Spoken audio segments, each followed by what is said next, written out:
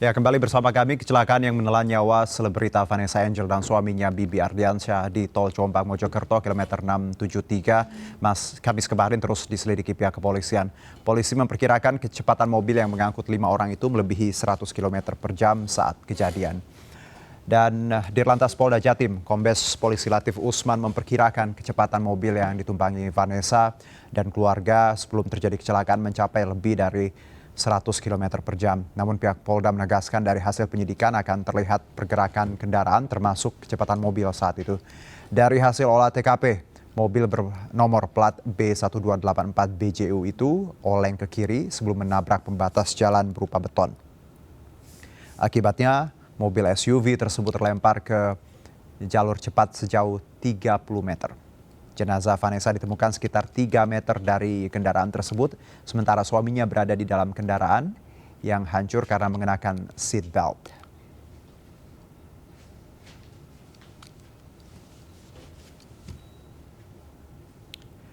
Ya, Direktorat Lalu Lintas Polda Jawa Tengah sempat memetakan kerawanan jalan di ruas tol Trans Jawa pada musim 2019 lalu. Menurut Dirlantas Polda Jateng, Kombes Polisi Rudi Antariksawan mengatakan kontur jalan tol Trans Jawa sepanjang 1000 km yang lurus dan lebar akan memicu adrenalin pengguna jalan, memacu kecepatan kendaraan di atas batas maksimal.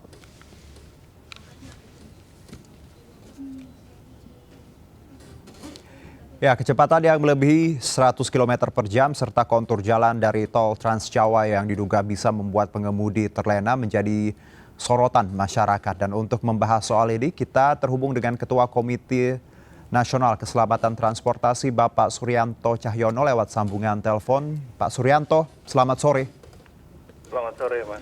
Baik, kita bicara pengamatan KNKT terkait penyebab kecelakaan ini. Banyak informasi yang memang masih sangat dinamis perkembangannya, baik itu terkait kecepatan, kontur jalan, dan juga kondisi pengemudi. Bagaimana KNKT melihat kecelakaan dari mobil Vanessa Angel dan keluarga ini? Pertama dari geometrik jalan atau jalan tolnya sendiri, Mas. Ya. Jalan tol di area dari Solo sampai ke Surabaya itu memang jalannya bagus. Baik. Jadi secara geometri nggak ada salah. Memang desain jalan tol yang ada itu kita katakan semacam free flow speed ya. Orang mau jalan 200 kalau memang bisa ya bisa aja. Oke. Tapi karena memang jalan itu demikian bagus, ya ini perlu disiplin kita sendiri untuk tidak memacu kendaraannya lebih dari 100 km per jam. Oke. Jadi itu tergantung masalah disiplin diri kita. Tapi kalau masalah kendaraan dari Vanessa, kecepatannya berapa, kami tidak bisa mengatakan karena nggak ada black box-nya. Jadi jadi kalau dari jenis dari kerusakan yang terjadi di kendaraan tersebut, kami hanya mengatakan bahwa itu kecepatannya cukup tinggi. Cukup tinggi.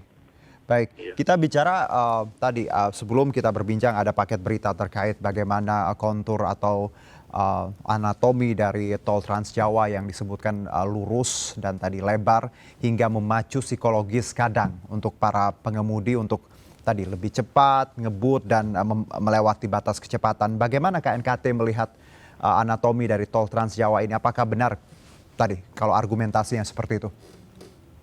Jadi gini, kita juga dengan bekerja sama dengan pengelola jalan tol, kita memberi tanda semacam chevron marking di beberapa tempat, kayak panah gitu.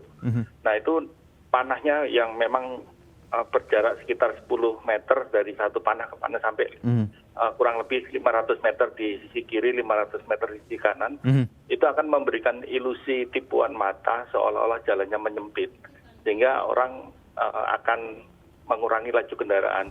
Dan juga marking itu dibikin setebal kurang lebih 2-3 mili. Jadi akan ada gangguan semacam suara, tapi tidak seperti rumble strip.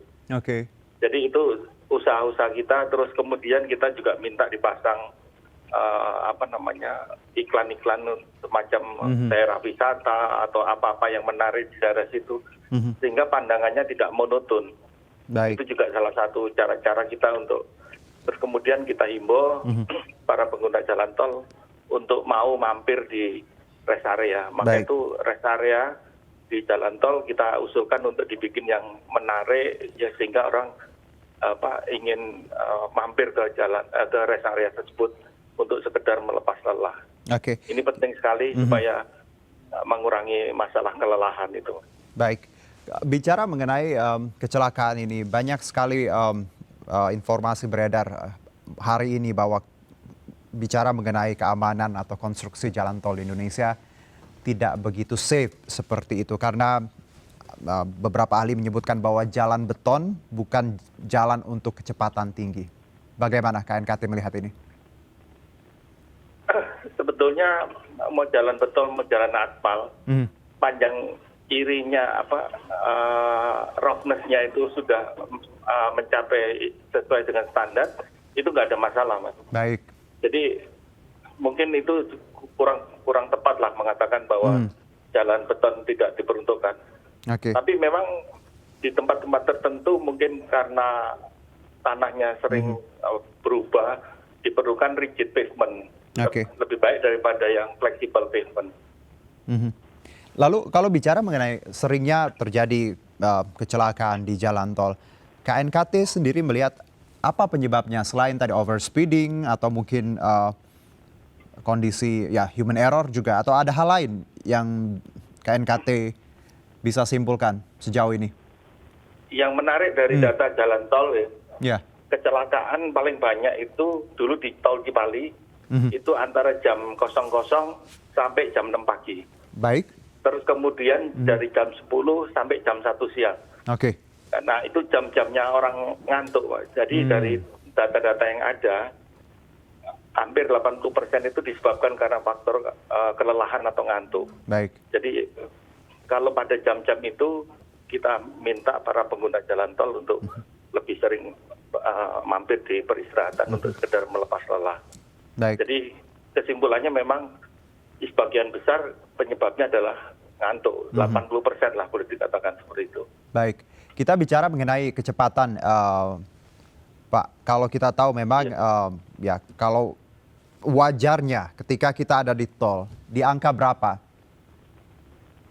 Ya sesuai dengan rambu-rambu yang ada, kalau di situ dibilang 80 ya kita ikut 80. Kalau 100 ya kita ikut 100, karena itu sudah ada beberapa pertimbangan yang masalah reaksi dari seseorang, masalah geometri jalan dan sebagainya. Jadi kecepatan tadi bervariasi sesuai rambu, tapi kalau bicara mengenai psikologis, dari data yang kami dapat bahwa memang banyak orang ketika tadi mengemudikan di tol dengan kondisi topografi atau anatominya yang lurus lalu sepi, kemungkinan untuk ngebut itu sangat tinggi, Pak. Jadi selain upaya memberikan rambu tadi ya, atau juga peringatan, iklan masyarakat seperti itu, ada hal lain mungkin yang bisa kita lakukan agar kejadian serupa tidak terulang? Ya, yang kami harapkan para pengguna jalan tol untuk wise lah, untuk mau mengintrospeksi dirinya sendiri. Batas-batas kecepatan itu adalah diperuntukkan untuk keselamatan baik dirinya maupun orang lain. Jadi sekali lagi mungkin masalah disiplin kepada dirinya sendiri dan jujur kepada dirinya sendiri. Kalau ngantuk atau lelah ya cepat-cepatlah beristirahat. Baik. Nah juga masalah ceklah tekanan angin ban, karena banyak juga kecelakaan dikarenakan karena ban meletus karena kekurangan angin, dan juga ketika hujan selip, karena tekanan angin ini sangat penting, Mas.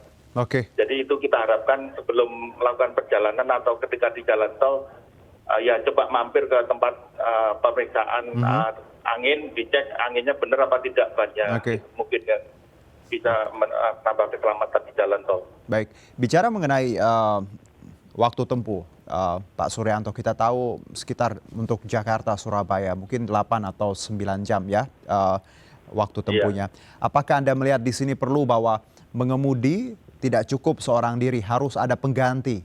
Dengan kata lain kita bisa tadi bergantian istirahat dan mungkin beberapa kali juga harusnya berhenti di rest area, atau ada saran?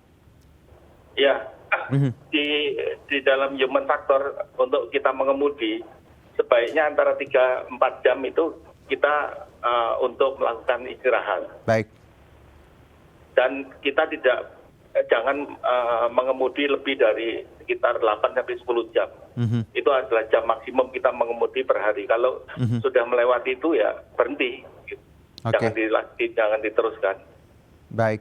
Bicara mengenai faktor masih terkait keselamatan, kita tahu bahwa yang beredar juga di informasi di media bahwa pengemudi juga ya kita masih informasinya masih sangat dinamis, menggunakan media sosial seperti itu, bermain handphone. Ini juga menjadi perhatian dari KNKT bagaimana keselamatan ketika kita mengemudi untuk tidak menggunakan gadget seperti itu. Iya, itu fatal sekali, Mas. Kalau kita menggunakan handphone, apalagi kita menulis WA sambil mengemudi, itu adalah fatal. Jadi sama sekali jangan menggunakan handphone ketika mengemudi. Baik. Mungkin juga salah satu kami menghimbau, ketika kita menggunakan handphone khususnya Google Map, itu juga harus hati-hati. Kadang-kadang kita dimasukkan ke jalur-jalur yang berbahaya. Itu juga harus menjadi perhatian kita juga lah. Oke. Baik, Pak Suryanto, satu lagi mungkin bicara mengenai keselamatan atau keamanan sendiri di tol. Kalau ada yang menyebutkan bahwa jalan tol kita tadi memang kurang aman, lalu harusnya tadi ada median di tengah lebarnya 2,5 meter, baik itu rumput atau seperti itu, seperti rumput tadi 2,5 meter. Apakah ini diperlukan? Karena kita tahu awalnya juga dulu tol Jagorawi sempat ada median seperti itu, sehingga orang ketika mengerem atau ngantuk jatuhnya akan atau berhentinya di rumput dan tidak menabrak pembatas jalan atau beton. Apakah hal ini juga harus dipertimbangkan untuk keselamatan tol di Indonesia? Jadi pembatas jalan kanan kiri itu memang ada berupa beton, ada berupa median berupa rumput, ada berupa guardrail. Itu semua juga memenuhi persyaratan. Tinggal sebetulnya nanti ke depan mana yang lebih efektif, itu kita harapkan itu yang kita tetapkan sebagai standar untuk jalan tol. Kita lagi evaluasi juga, Mas. Jadi saya belum berani mengatakan mana yang terbaik. Iya, karena ini banyak pendapat juga dan tadi semuanya bisa kita lihat ya, baiknya dan buruknya. Kalau median tadi rumput itu juga bisa menjadi pilihan yang baik dan tentunya banyak pembelajaran dari kejadian ini Pak Suryanto untuk kita bersama ketika melakukan perjalanan jarak jauh. Pak Suryanto Cahyono, terima kasih atas waktunya. Sama-sama, salam Pak. Sehat. Dan kita akan jeda terlebih dahulu, tetap bersama kami.